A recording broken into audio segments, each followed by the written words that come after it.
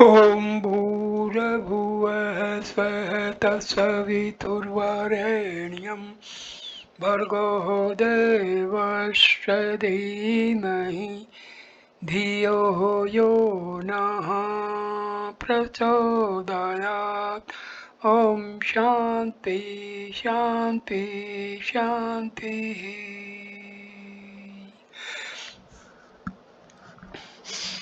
Namaste, my dear friends.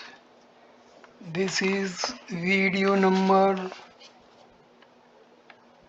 8 on the Gospel of Sri Ramakrishna Parmahamsa. This video starts with two ways of God realization. Master, there are two ways. One is the path of discrimination, the other is that of love. Discrimination means to know the distinction between the real and the unreal. God alone is the real and permanent substance. All else is illusory and impermanent. The magician alone is real. His magic is illusory. This is discrimination. Discrimination and renunciation. Discrimination means to know the distinction between the real and the unreal. Renunciation means to have dispassion for the things of the world. One cannot acquire them all of a sudden. They must be practiced every day. One should renounce women and gold mentally at first. Then, by the will of God, one can renounce it both mentally and outwardly. It is impossible to ask the people of Calcutta to renounce all for the sake of God. One has to tell them to renounce mentally. Constant practice urged. Through the discipline of constant practice, one is able to give up attachment to women and gold. That is what the Gita says. By practice, one acquires uncommon power of mind. Then one doesn't find it difficult to subdue the sense organs and to bring anger, lust, and the like under control. Such a man behaves like a tortoise which, once it has tugged in its limbs, never puts them out. You cannot make the tortoise put its limbs out again, though you chop it to pieces with an axe. Marwadi devotee, Revered sir, you just mentioned two paths. What is the other path? Master, the path of bhakti or zealous love of God. Weep for God in solitude with a restless soul and ask Him to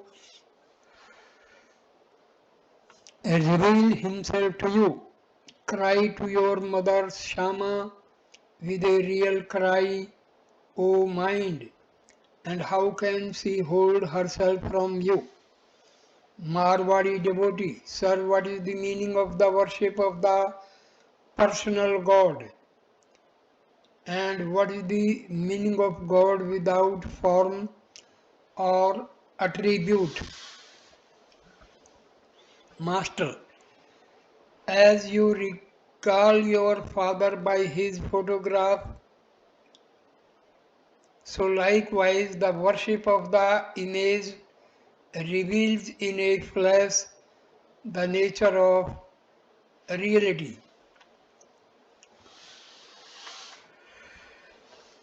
Do you know what God with form is like? Like bubbles rising on an expanse of water Various divine forms are seen to rise out of the great akasha of consciousness. The incarnation of God is one of these forms.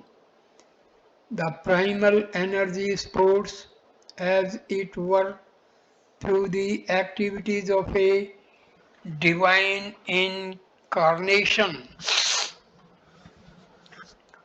What is there in mere scholarship? God can be attained by crying to Him with a longing heart. There is no need to know many things. He who is an acharya has to know different things. One needs a sword and shield to kill others, but to kill oneself, a needle or a nail knife suffices. One ultimately discovers God by trying to know who this I is. Is this I the flesh, the bones, the blood, or the marrow? Is it the mind or the buddhi? Analyzing thus, you realize at last that you are none of these. This is called the process of neti neti. Not this, not this. One can neither comprehend nor touch the Atma. It is without qualities or attributes. But according to the path of devotion, God has attributes. To a devotee, Krishna is spirit, his abode is spirit, and everything about him is spirit. The Marwadi devotee saluted the master and took their leave. At the approach of evening, Sri Ramakrishna went out to look at the sacred river. The lamp was lighted in his room. The master chanted the hallowed name of the Divine Mother and meditated on her. Then the evening worship began in the various temples. The sound of gongs floating on the air mingled with the murmuring voice of the river. Peace and blessedness reigned everywhere. Chapter 8. The Master The Master's birthday celebration at Dakshineswar, Sunday, February 18, 1883. Sri Ramakrishna arrived at Govinda Mukherjee's house at Belgharia near Calcutta. Besides Narendra, Ram and other devotees, some of Govinda's neighbors were present. The master first sang and danced with the devotees.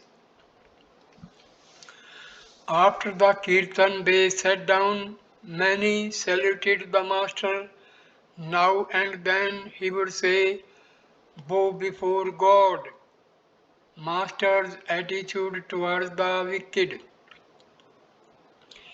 It is God alone, he said, who has become all this.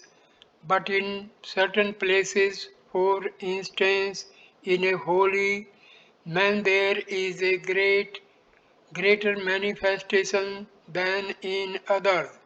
You may say, there are wicked men also.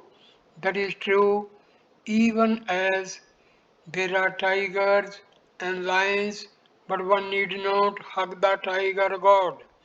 One should keep away from him and salute him from a distance. Take water for instance. Some water may be drunk, some may be used for worship, some for bathing, and some only for washing dishes. Path of knowledge and devotion. A neighbor.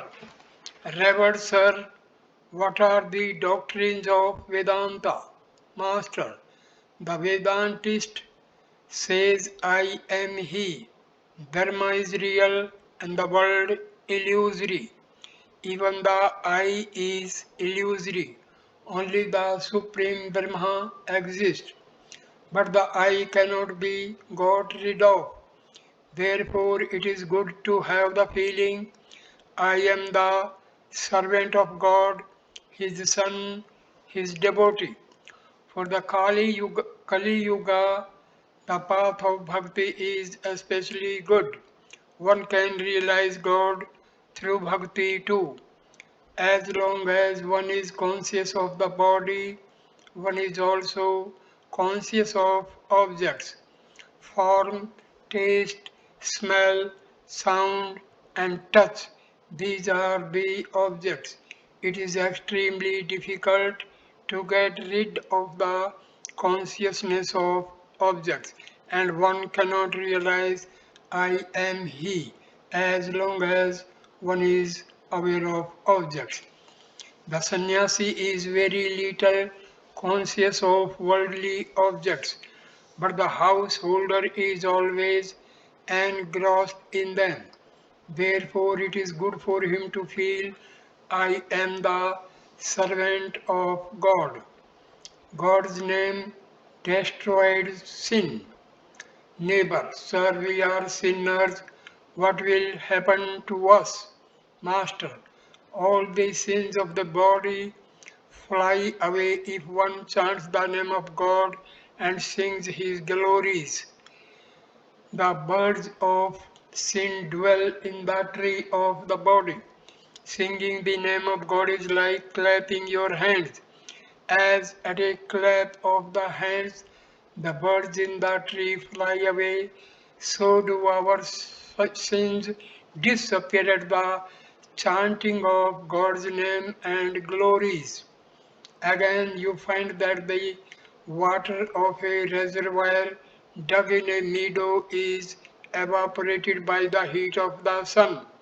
Likewise, the water of the reservoir, reservoir of sin is dried up by the singing of the name and glories of God. You must practice it every day. The other day at the circus, I saw a horse running at top speed with an English woman standing on one foot on its back.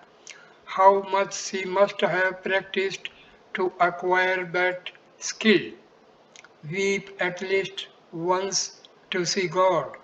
These then are the two means: practice and passionate attachment to God, that is to say, restlessness of the soul to see Him.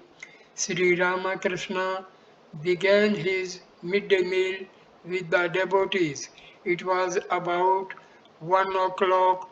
A devotee sang in courtyard below, awake, mother, awake, how long thou hast been asleep in the lotus of the Muladhara. Fulfill thy secret function, mother. Rise to the thousand-petaled lotus within the head, where mighty Shiva has his dwelling. Swiftly pierce the 6 lotuses and take away my grief, O a sense of consciousness. Hearing the song, Sri Ramakrishna went into Samadhi. His whole body became still and his hand remained touching the plate of food. He could eat no more. After a long time, his mind came down partially to the plane of the sense world and he said, I want to go downstairs. A devotee led him down very carefully. Still in an abstracted mood, he sat near the singer. The song had ended. The master said to him very humbly, Sir, I want to hear the chanting of the mother's name again. The musician sang, Awake, mother, awake, how long thou hast been asleep in the lotus of the Mooladhara. The master again went into ecstasy. February 25, 1883. After his noon meal, the master conversed with the devotees. Ram, Kedar, Nithgopal, and others had arrived from Calcutta. Rakhal, Harish, Latu, and Hazra were living with the master. Mr. Chaudhry, who had 3 or 4 university degrees and was a government officer, was also present.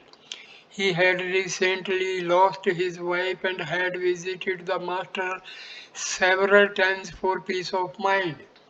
Master, to Ram and other devotees. Devotees like Rakhal, Narendra, and Bhavnath may be called Nitya. Their spiritual consciousness has been awake since their very birth. They assume human bodies only to impart spiritual illumination to others. There is another class of devotees known as Kripa Siddha, that is to say, those on whom the grace of God descends all of a sudden and who at once attain His vision and knowledge. Such people may be likened to a room that has been dark 1,000 years, which when a lamp is brought into it becomes light immediately, not little by little. Mastery of God's ways. Those who lead a householder's life should practice spiritual discipline. They should pray eagerly to God in solitude. To Mr. Chaudhry, God cannot be realized through scholarship. Who indeed can understand the things of the Spirit through reason? No, all should strive for devotion to the lotus feet of God. Infinite are the glories of God. How little can you fathom them? Can you ever find out the meaning of God's ways? Bhishma was none other than one of the 8 Vasus, but even he shed tears on his bed of arrows. He said, "How astonishing God Himself is the companion of the Pandava brothers, and still there is no end to their troubles and sorrows. Who can ever understand the ways of God? A man thinks, I have practiced a little prayer and austerity, so I have gained a victory over others.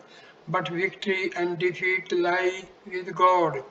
I have seen a prostitute dying in the Ganges and retaining consciousness to the end.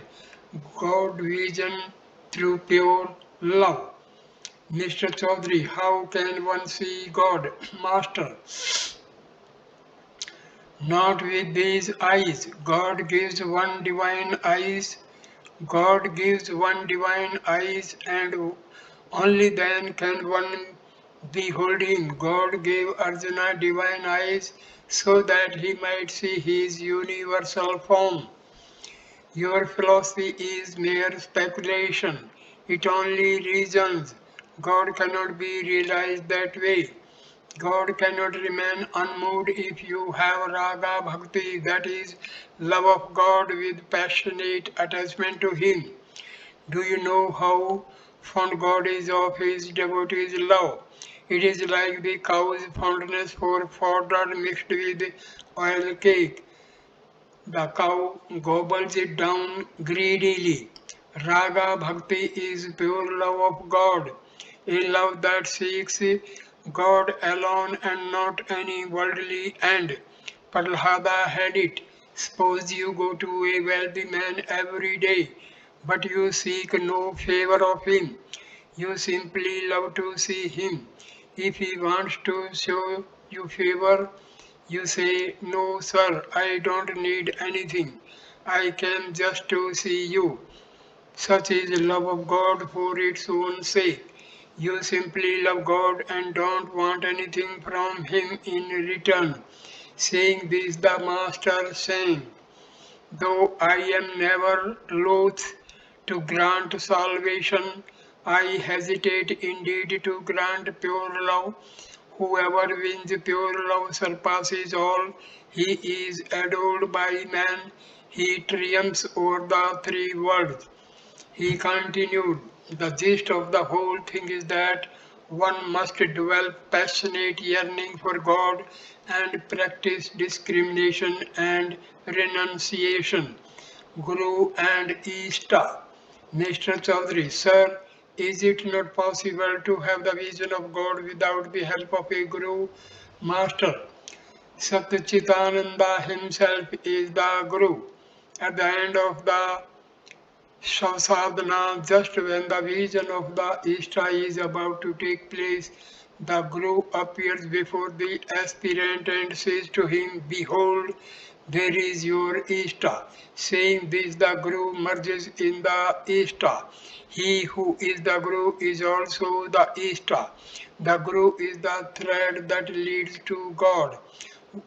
Women perform a ritualistic worship known as the Ananta Varta, the object of worship being the infinite, but actually the deity worshipped is Vishnu. In him are the infinite forms of God.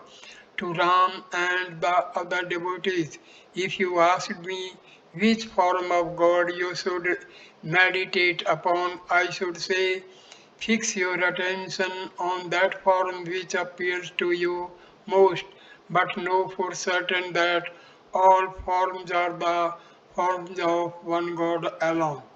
Never harbor malice towards anyone. Shiva, Kali, and Hari are but different forms of that one. He is blessed indeed who has known all as one. Outwardly he appears as Shiva's devotee, but in his heart he worships Kali, the blissful mother, and with his tongue he chants aloud Lord Hari's name. The body does not endure without a trace of lust, anger, and the like. You should try to reduce them to a minimum. Looking at Kedar, the master said, he is very nice. He accepts both the absolute and the relative. He believes in Brahma, but he also accepts the gods and divine incarnations in human form.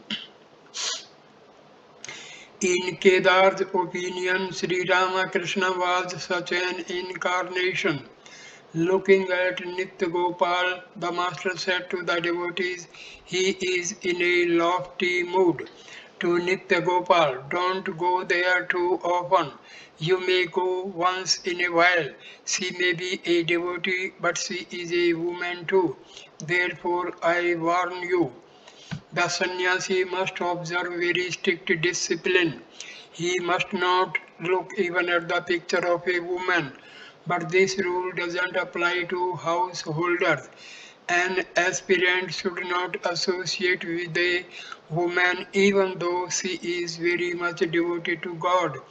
A sannyasi, even though he may have subdued his passions, should follow this discipline to set an example to householders. Worldly people learn renunciation by seeing the complete renunciation of a monk, otherwise, they sink more and more. A sannyasi is a world teacher. Friday, March 9, 1883, Life of Worldliness. About 9 o'clock in the morning, the master was seated in his room with Rakhal, M, and a few other devotees. It was the day of the new moon. As usual with him on such days, Sri Ramakrishna entered again and again into communion with the Divine Mother. He said to the devotees, God alone exists and all else is unreal. The Divine Mother has kept all deluded by her Maya. Look at men, most of them are entangled in worldliness. They suffer so much, but still they have the same attachment to woman and gold. The camel eats thorny shrubs and blood gushes from its mouth, still it will eat thorns. While suffering pain at the time of delivery, a woman says, "Ah, I shall never go to my husband again." But afterwards she forgets. The truth is that no one seeks God. There are people who eat the prickly leaves of the pineapple and not the fruit. Devotee, sir, why has God put us in the world? Master, the world is the field of action. Through action, one acquires knowledge. The Guru instructs the disciple to perform certain works and refrain from others. Again, he advises the pupil to perform action without desiring the result. The impurity of the mind is destroyed through the performance of duty. It is like getting rid of a disease by means of medicine under the instruction of a competent physician. Why doesn't God free us from the world? Ah, He will free us when the disease is cured. He will liberate us from the world when we are through with the enjoyment of women and gold. Once a man registered his name in the hospital, he cannot run away. The doctor will not let him go away unless his illness is completely cured. Master's love for Rakhal.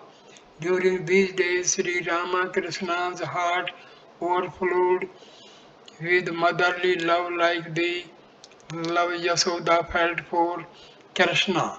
So he kept Rakhal with him. Rakhal felt towards the master as a child feels towards its mother.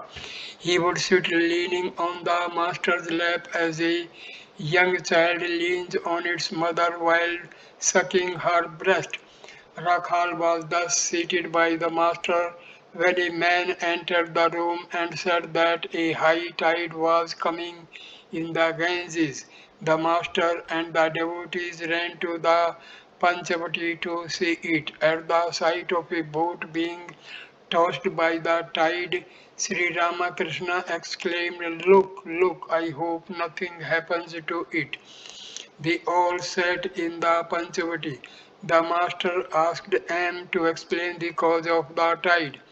M drew on the ground the figures of the sun, moon, and earth and tried to explain gravitation, ebb tide, flood tide, new moon, full moon, eclipse, and so forth. Master to M, stop it, I can't follow you. It makes me dizzy. My head is aching. Well, how can they know of things so far off? You see, during my childhood I could paint well, but arithmetic would make my head spin. I could not learn simple arithmetic. Sri Ramakrishna returned to his room with the devotees. Looking at a picture of Yasoda on the wall, he said, "It is not well done. She looks like a garland seller." Adhar's first visit. The master enjoyed a nap after his noon meal. Adhar and other devotees gradually gathered. This was Adhar's first visit. He was a deputy magistrate and about 30 years old. Much reasoning condemned Adhar to the master. Sir, I have a question to ask. Is it good to sacrifice animals before the deity? It certainly involves killing. Master, the Shastra prescribes sacrifice on special occasions. Such sacrifice is not harmful. Take for instance the sacrifice of a goat on the eighth day of the full or new moon. I am now in such a state of mind that I cannot watch a sacrifice. Also, I cannot eat meat offered to the Divine Mother. Therefore I first touch my finger to it, then to my head, lest she should be angry with me. Again, in a certain state of mind, I see God in all beings, even in an ant. At that time, if I see a living being die, I find consolation in the thought that it is the death of the body, the soul being beyond life and death. One should not reason too much. It is enough if one loves the lotus feet of the mother. Too much reasoning throws the mind into confusion. You get clear water if you drink from the surface of a pool. Put your hand deeper and stir the water, and it becomes muddy. Therefore, pray to God for devotion. Behind Dhruva's devotion, there was desire. He practiced austerities to gain his father's kingdom, but Prahlada's love for God was motiveless, a love that ought no return. A devotee, how can one realize God? Master, through that kind of love, but one must force one's demand on God. One should be able to say, O God, wilt thou not reveal thyself to me? I will cut my throat with a knife. This is the tamas of bhakti, devotee. Can one see God, Master? Yes, surely. One can see both aspects of God, God with form and without form. One can see God with form, the embodiment of spirit. Again, God can be directly perceived in a man with a tangible form, with form the embodiment of spirit. Again, God can be directly perceived in a man with a tangible form. Seeing an incarnation of God is the same as seeing God Himself. God is born on earth as man in every age. March 11, 1883, Master's birthday celebration. It was Sri Ramakrishna's birthday. Many of his disciples and devotees wanted to celebrate the happy occasion at the Dakshineswar temple garden. From early morning, the devotees streamed in alone or in parties. After the morning worship in the temples, sweet music was played in the Nahabat. It was springtime. The trees, creepers, and plants were covered with new leaves and blossoms. The very, the very air seemed laden with joy, and the hearts of the devotees were glad in this auspicious day. Anne arrived early in the morning and found the master talking smilingly to Bhavanath, Rakhal, and Kali Krishna. Anne prostrated himself before him. Master, to Anne, I am glad you have come. To the devotees, one cannot be spiritual as long as one has shame, hatred, or fear. Great will be the joy today. But those fools who will not sing or dance mad with God's name will never attain God. How can one feel any shame or fear when the name of God are sung? Now sing all of you. Bhavnath and his friend Kali Krishna sang, thrice blessed is this day of joy. May all of us unite, O Lord, to preach thy true religion here in India's holy land. Thou dwellest in each human heart, thy name resounding everywhere fills the four corners of the sky. Today the devotees proclaim the boundless majesty. He seek not wealth or friends or fame. O Lord, no other hope is ours for thee alone. Thy devotees long with unflagging love, safe at thy feet. What fear have we of death and danger? We have found the front of immortality. To thee the victory, O Lord, to thee the victory. As Sri Ramakrishna listened to the song with folded hands, his mind soared to a far off realm. He remained absorbed in meditation a long time. After a while, Kali Krishna whispered something to Bhavanath. Then he bowed before the master and rose. Sri Ramakrishna was surprised. He asked, "Where are you going?" Bhavanath, "He is going away on a little business." Master, what, what is it about? Ma- Bhavanath, he is going to the Bada Nagar Working Men's Institute. Master, it is his bad luck. A stream of bliss will flow here today. He could have enjoyed it, but how unlucky.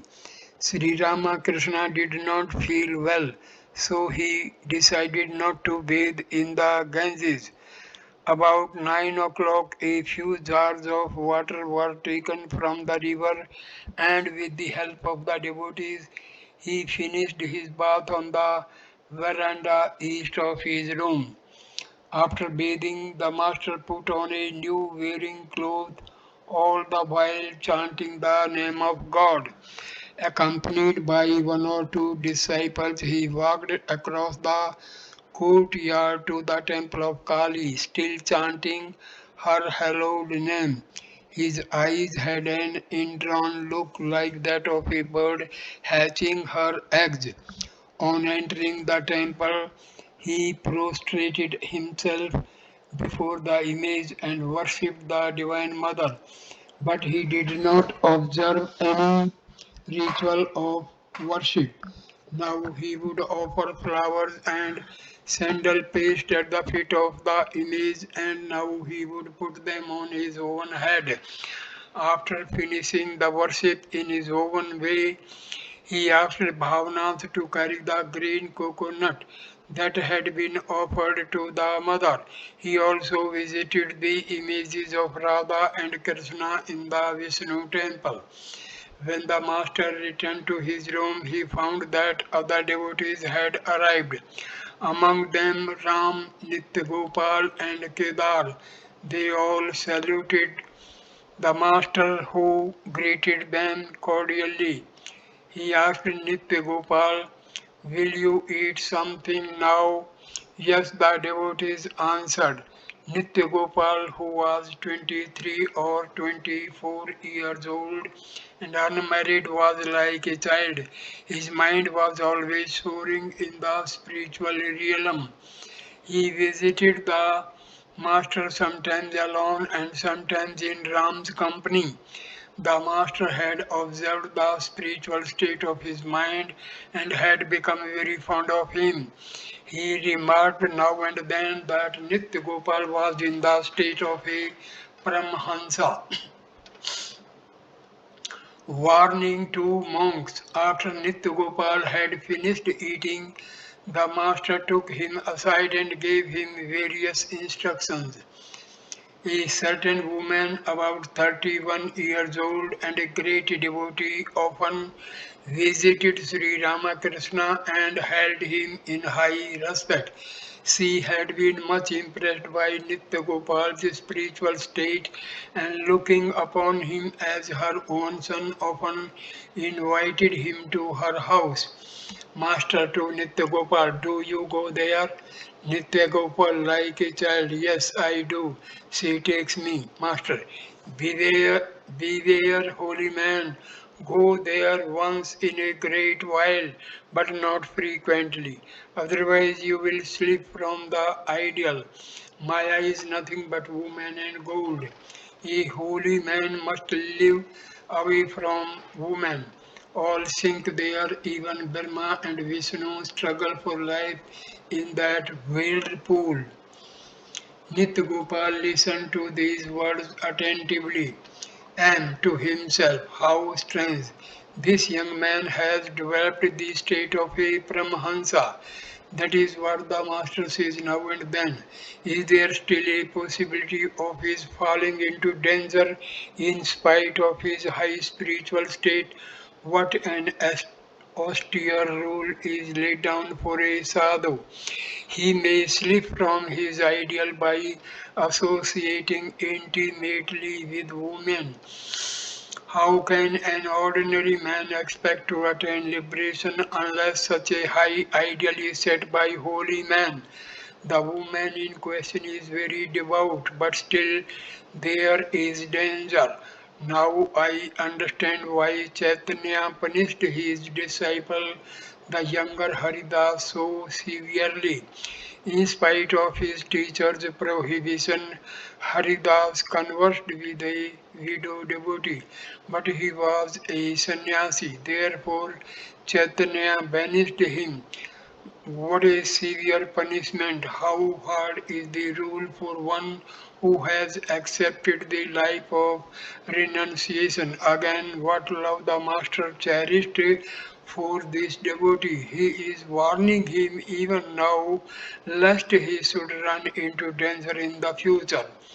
Beware, holy man. These words of the Master echoed in the hearts of the devotees like the distant rumbling of thunder. The Master went with the devotees to the northeast veranda of his room. Among them was a householder from the village of Dakshineshwar who studied Vedanta philosophy at home.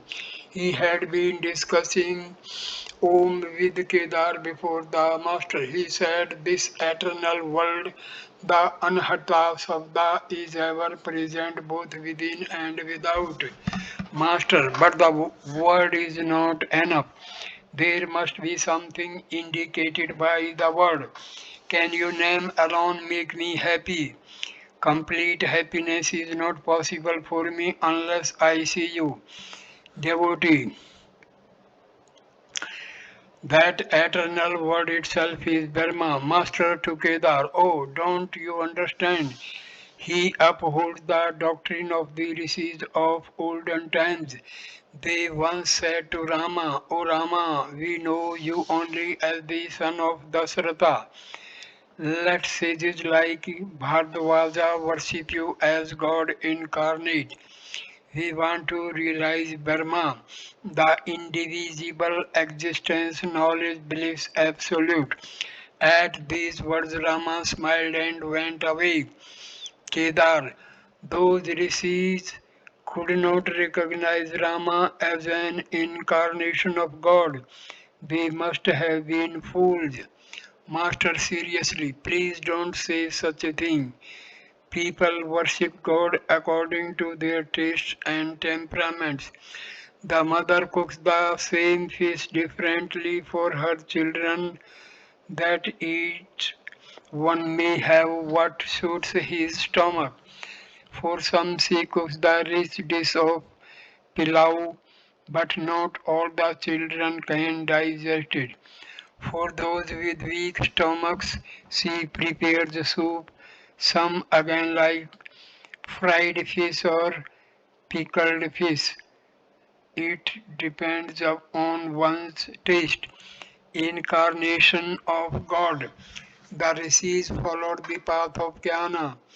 Therefore, they sought to realize Brahma, the indivisible existence, knowledge, bliss, absolute.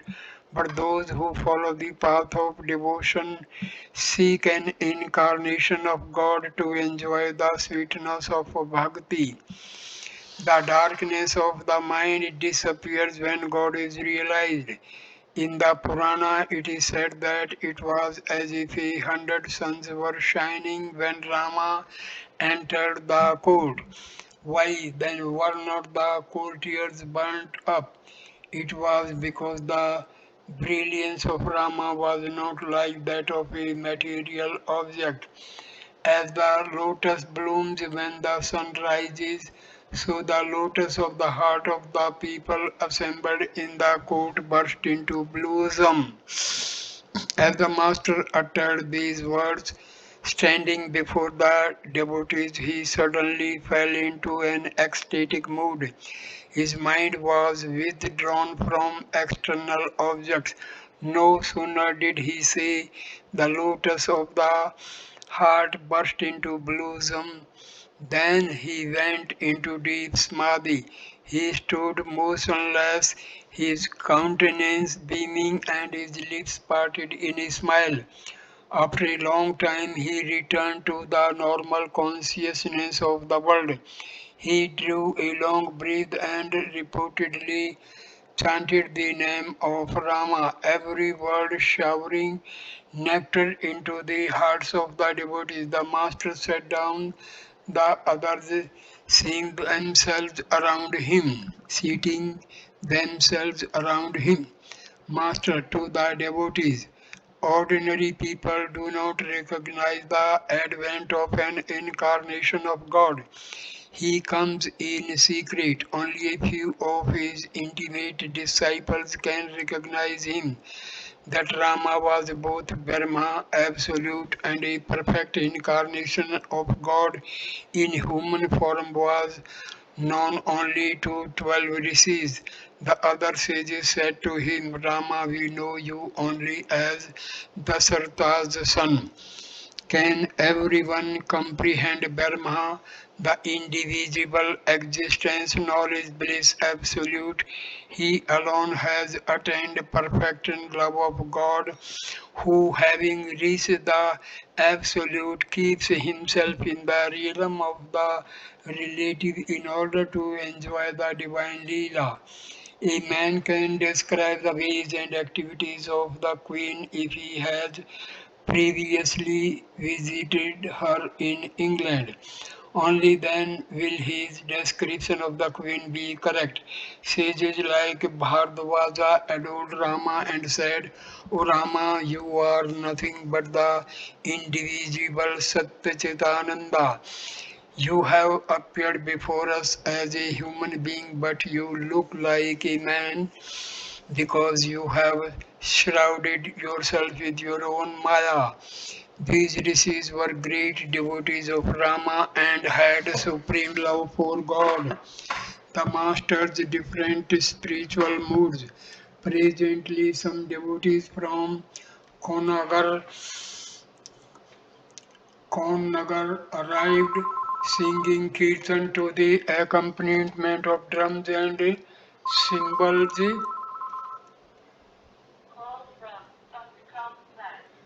and as they reached the northeast veranda of Sri Ramakrishna's room, the master joined in the music, dancing with them, intoxicated with divine joy. Now and then he went into samadhi, standing still as a statue. While he was in one of these states of divine unconsciousness, the devotees put thick garlands of jasmine around his neck. The enchanting form of the Master reminded the devotees of Chaitanya, another incarnation of God. The Master passed alternately through three moods of divine consciousness, the inmost, when he completely lost all knowledge of the outer world; the semi consciousness, when he danced with the devotees in an ecstasy of love; and the conscious, when he joined them in loud singing. It was indeed a sight for the gods to see the Master standing motionless in samadhi, with fragrant garlands hanging from his neck, his countenance beaming with love, and the devotees singing and dancing around him. When it was time for his noon meal, Sri Ramakrishna put on a new yellow cloth and sat on the small couch. His golden complexion blending with his yellow cloth enchanted the eyes of the devotees. After his meal, Sri Ramakrishna rested a while on the small couch. Inside and outside his room crowded the devotees, among them Kedar, Suresh, Ram, Manmohan, Grindra, Rakhal, Bhavnath, and M. Rakhal, the father, was also present. Efficacy of earnest japa. A Vaishnava Goswami was seated in the room. The master said to him, "Well, what do you say? What is the way?" Goswami, "Sir, the chanting of God's name is enough. The scriptures emphasize the sanctity of God's name for the Kali Yuga." Master, yes, there is no doubt about the sanctity of God's name, but can a mere name achieve anything without the yearning love of the devotee behind it? One should feel great restlessness of soul for the vision of God. Suppose a man repeats the name of God mechanically while his mind is absorbed in women and gold. Can he achieve anything? Mere muttering of magic words doesn't cure one of pain of a spider or scorpion sting. One must also apply the smoke of burning cow dung. Goswami, but what about Ajamila then? He was a great sinner. There was no sin he had not indulged in. But he uttered the name of Narayana on his deathbed, calling his son, who also had that name, and thus he was liberated. Master, perhaps Ajamila had done many spiritual things in his past births. It is also said that he once practiced austerity. Besides, those were the last moments of his life. What is the use of giving an elephant a bath? It will cover itself with dirt and dust again and become its former self. But if someone removes the dust from its body and gives it a bath just before it enters the stable, then the elephant remains clean. Suppose a man becomes pure by chanting the holy name of God, but immediately afterwards commits many sins. He has no strength of mind. He doesn't take a vow not to repeat his sins. A bath in the Ganges undoubtedly absolves one of all sins, but what does that avail? They say that the sins perch on the trees along the bank of the Ganges. No sooner does the man come back from the holy water than the old sins jump on his shoulders from the trees. All laugh. The same old sins take possession of him again. He is hardly out of the water before they fell upon him.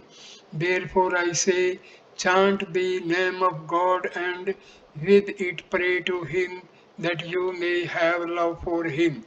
Pray to God that your attachment to such transitory things as wealth, name, and creature comforts may become less and less every day. Dogmatism condemned. To the Goswami, with sincerity and earnestness, one can realize God through all religions. The Vaishnavas will realize God, and so will the Saktas, the Vedantists, and the Brahmos.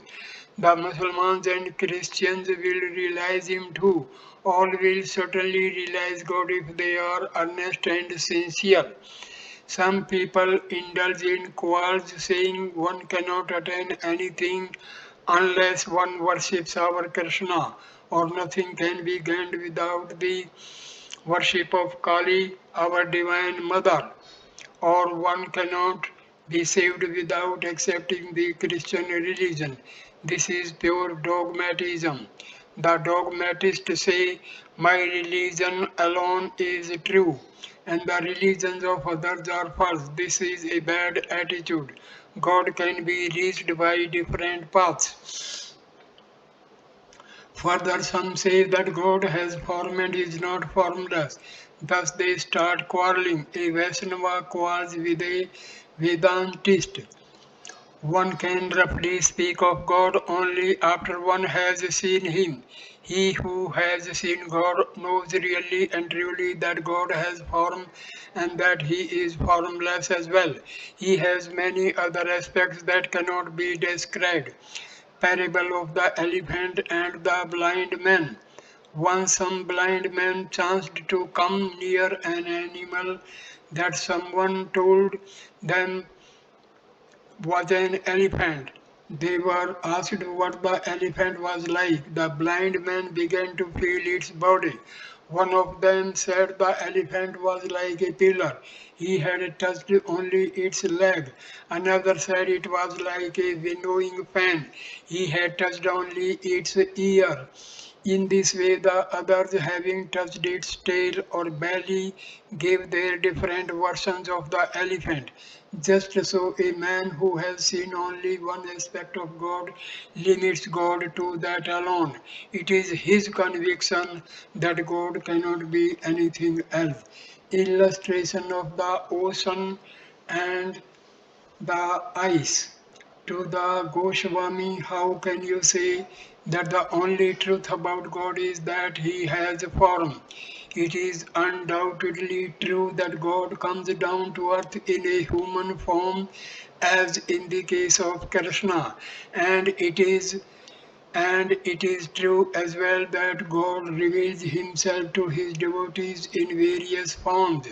But it is also true that God is formless.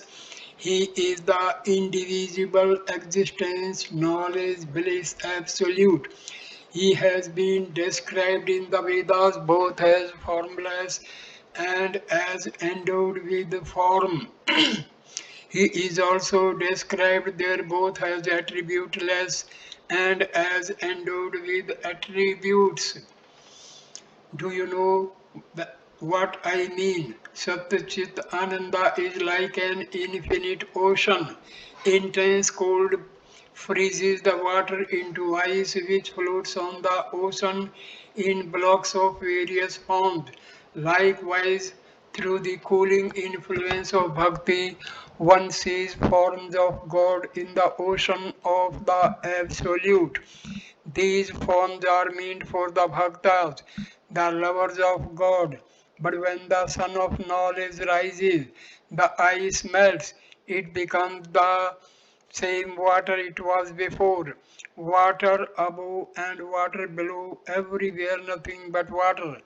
Therefore, a prayer in the Bhagavata says, O Lord, thou hast form and thou art also formless. Thou walkest before us, O Lord, in the shape of a man. Again, thou hast been described in the Vedas as beyond words and thought. But you may say that for certain devotees, God assumes eternal forms. There are places in the ocean where the ice doesn't melt at all. It assumes the form of a quartz.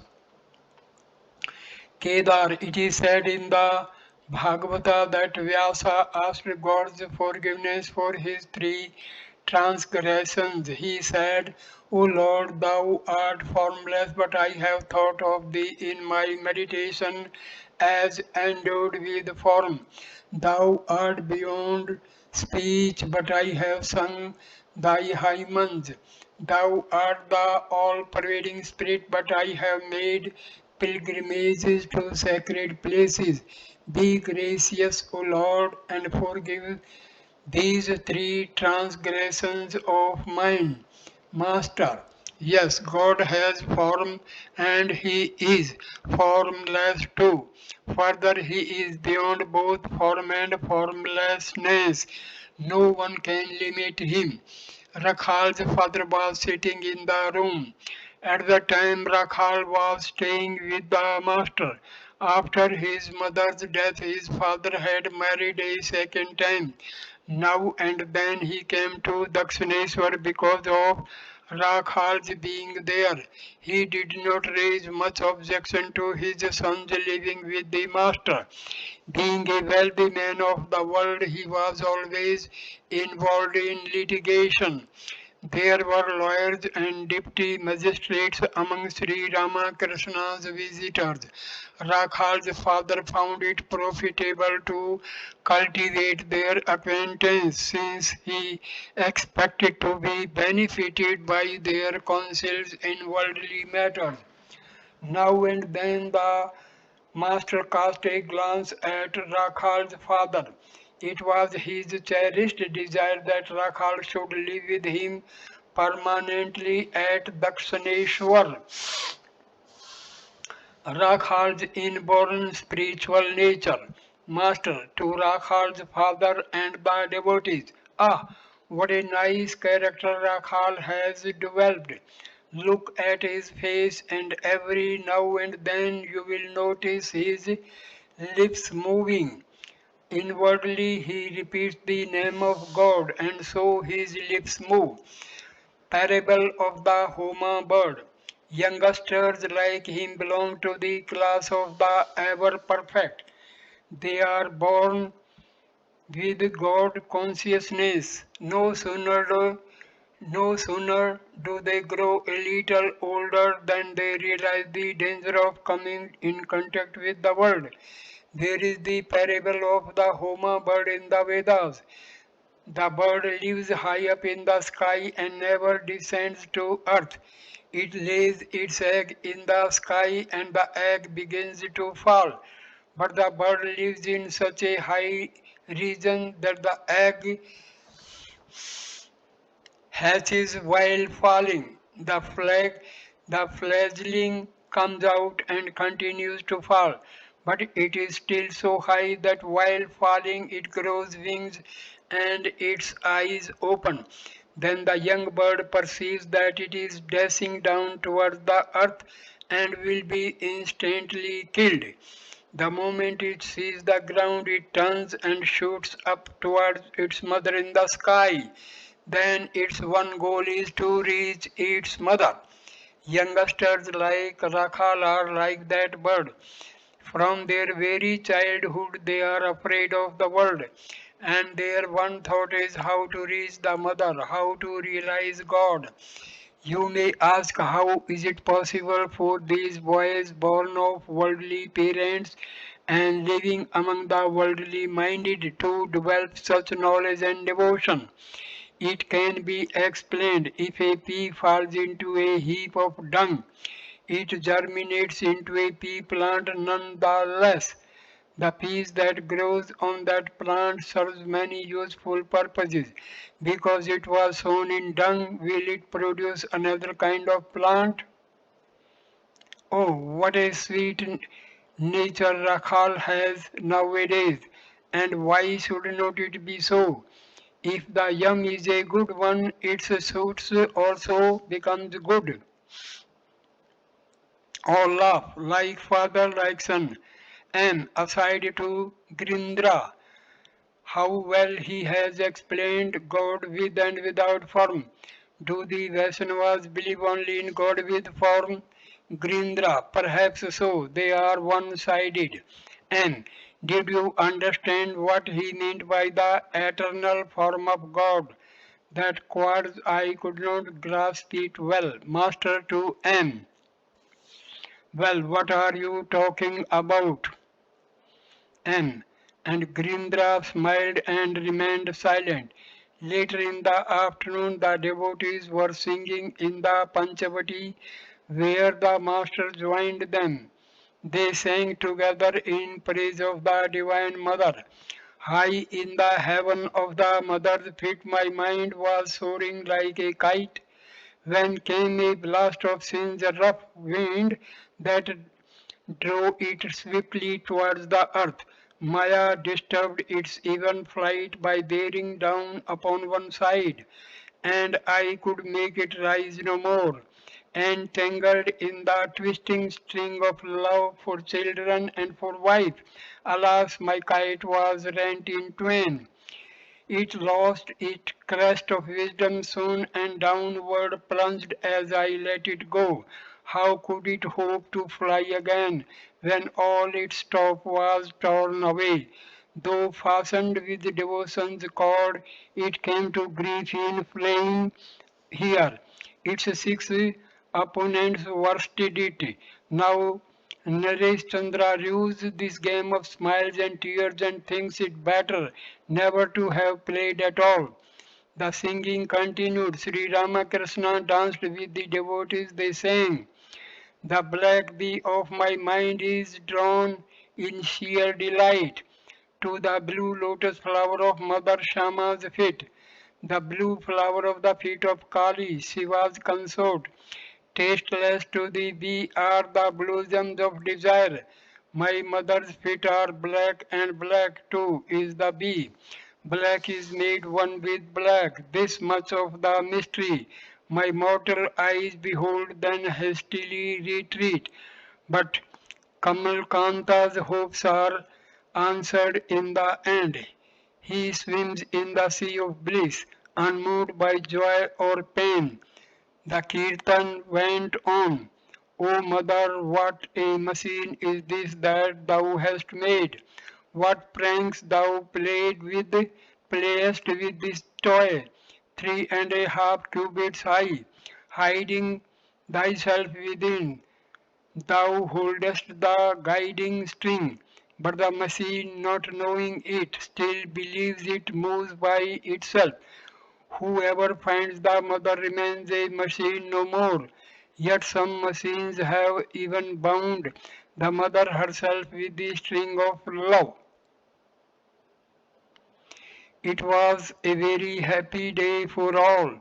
The master, accompanied by M, was coming back to his room when he met Triloka Ibrahimu devotee on the way. Triloka bowed before the master. Master, they are singing in the Panchavati. Won't you go there? Triloka, what shall I do there? Master, why? You will enjoy the music. Triloka, I have been there already. Master, well, that's good. It was about 6 o'clock in the evening. The master was sitting with the devotees on the southeast veranda of his room. Master, a holy man who has renounced the world will of course chant the name of God. That is only natural. He has no other duties to perform. If he meditates on God, it should not surprise anybody. On the other hand, if he fails to think of God or chant his holy name, then people will think ill of him. But it is a great deal to his credit if a householder utters the name of the Lord. Think of King Janaka. What craze he had indeed. He fenced with two swords, the one of knowledge and the other of work. He possessed the perfect knowledge of Brahma and also was devoted to the duties of the world. An unchaste woman attends to the minutest duties of the world, but her mind always dwells on her paramour. The constant company of holy man is necessary. The holy man introduces one to God. Kedar, yes sir, the great soul is born in the world for the redemption of humanity. He leads others to God, just as a locomotive engine takes along with it a long train of carriages. Oh, again he is like a river or lake that quenches the thirst of many people. The devotees were ready to return home. One by one they saluted the master at the sight of Bhavnath. Sri Ramakrishna said, don't go away today. The very sight of you inspires me. Bhavnath had not yet entered into worldly life. A youth of 20, he had a fair complexion and handsome features. He shed tears of joy on hearing the name of God. The Master looked on him as the embodiment of Narayana. Thursday, March 29, 1883. The Master had taken a little rest after his noon meal when a few devotees arrived from Calcutta, among them Amrita and the well-known singer of the Brahmos Mose Triloka. Rakhal was not feeling well. The master was greatly worried about him and said to the devotees, "You see, Rakhal is not well. Will soda water help him? What am I to do now? Rakhal, please take the prasad from the Jagannath temple." Even as he spoke these words, the master underwent a strange transformation. He looked at Rakhal with the infinite tenderness of a mother and affectionately uttered the name of Govinda. Did he see in Rakhal the manifestation of God himself? The disciple was a young boy of pure heart who had renounced all attraction to lust and greed, and Sri Ramakrishna was intoxicated day and night with the love of God. At the sight of Rakan, his eyes expressed the tender feelings of a mother, a love like that which had filled the heart of Mother Yashoda at the sight of the baby Krishna. The devotees gazed at the master in wonder as he went into deep samadhi. As his soul soared into the realm of divine consciousness, his body became motionless, his eyes were fixed on the tip of his nose, and his breathing almost ceased. Renunciation false and true. An unknown Bengali dressed in the ochre cloth of a monk entered the room and sat on the floor. The master's mind was coming down to the ordinary plane of consciousness. Presently he began to talk, though the spell of samadhi still lingered. Master, at the sight of the ochre cloth, why this gerua? Should one put on such a thing for a mere fancy? A man once said, I have exchanged the chandi for a drum. At that he used to sing the holy songs of the chandi, now he beats the drum. All laugh. There are 3 or 4 varieties of renunciation. Afflicted with miseries at home, one may put on the ochre cloth of a monk, but that renunciation doesn't last long. Again, a man out of work puts on an ochre wearing cloth and goes off to Banaras. After 3 months, he writes home, I have a job here. I shall come home in a few days. Don't worry about me. Again, a man may have everything he wants. He lacks nothing, yet he does not enjoy his possessions. He weeps for God alone. That is real renunciation. No lie of any sort is good. A false garb, even though a holy one, is not good. If the outer garb does not correspond to the inner thought, it gradually brings ruin. Uttering false words or doing false deeds, one gradually loses all fear. Far better is the white cloth of a householder. Attachment to worldliness, occasional lapses from the ideal, and an outer garb of Gerva. How dreadful! It is not proper for a righteous person to tell a lie or do something false even in a dramatic performance.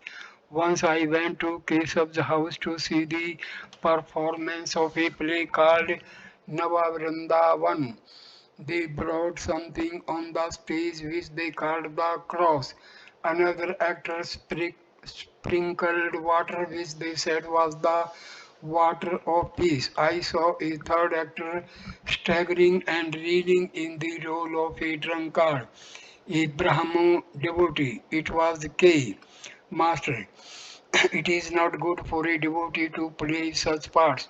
It is bad for the mind to dwell on such subjects for a long while. The mind is like white linen fresh from the laundry. It takes the color in which you dip it. If it is associated with falsehood for a long time, it will be stained with falsehood. Another day I went to Keshav's house to see the play called Nimai Sannyas. Some flattering disciples of Keshav spoiled the whole performance. One of them said to Keshav, "You are the Chaitanya of the Kali Yuga." Keshav pointed to me and asked with a smile, "Then who is he?" I replied, "Why, I am the servant of your servant. I am a speck of the dust of your feet." Keshav had a desire for name and fame. To Amrita and Triloka, youngsters like Narendra and Rakhal are ever perfect. Every time they are born, they are devoted to God. An ordinary man acquires a little devotion after austerities and a hard struggle. But these boys have love of God from the very moment of their birth. They are like the natural image of Shiva, which springs forth from the earth and is not set up by human hands. Nature of the ever perfect. The ever perfect form a class by themselves. Not all birds have crooked beaks. The ever perfect are never attached to the world. There is the instance of Prahlada. Ordinary people practice spiritual discipline and cultivate devotion to God, but they also become attached to the world and are caught in the glamour of women and gold.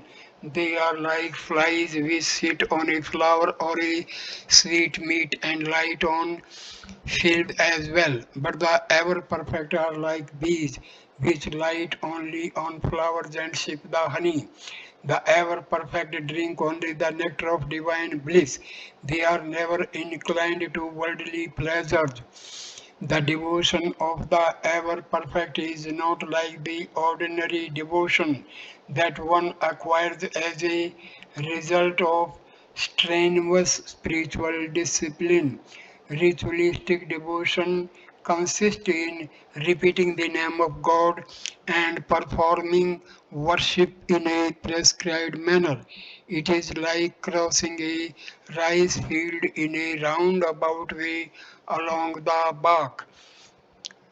Again, it is like reaching a nearby village by boat in a roundabout way along a winding river. One does not follow the injunctions of ceremonial worship when one develops a raga bhakti. When one loves God as one's own, then it is like crossing a rice field after the harvest. You don't have to walk along the bark. You can go straight across the field in any direction. When the country is flooded deep with water, one doesn't have to follow the winding river. Then the fields are deep underwater.